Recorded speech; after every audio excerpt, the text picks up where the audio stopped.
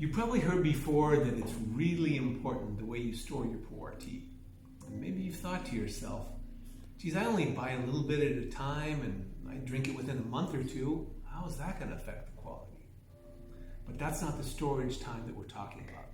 It's from the time the tea is processed until the time it gets into your hands.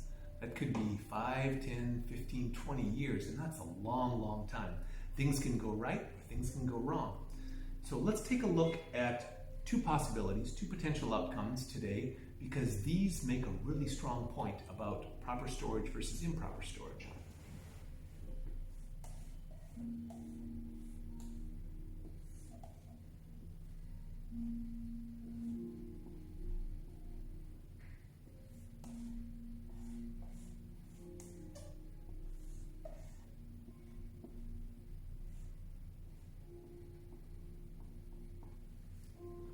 Okay, as I'm drawing these two molecules, I noticed that they kind of look like a beanie. I think that's the correct name. A little hat with a propeller on it. So here's the propeller, and then this would be the hat part.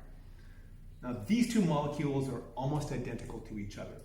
The only difference is this is here is an oxygen that is double bonded here, and this is actually an extra carbon with 3 hydrogens, and then there's an oxygen with an additional hydrogen attached to it. This is only a small difference in the structure of the molecule. And it's only a small percentage of the molecule as well, but it makes a huge difference to our taste and our perception. This one is called camphor, and camphor is great in puer tea. It tastes kind of mentholy, kind of woody, kind of minty. It's really, really good and very deep and refreshing. This one is not. This one is called 2-methyl-isoborneol. And it's responsible for the muddy, kind of off flavors you'll get in freshwater fish. And it's also considered to be a taint in beer and a taint in wine. So what causes this? Well, it's made by funguses, yeasts, and bacteria. So under improper storage conditions, you can get this, but under proper storage conditions, you will absolutely never get that.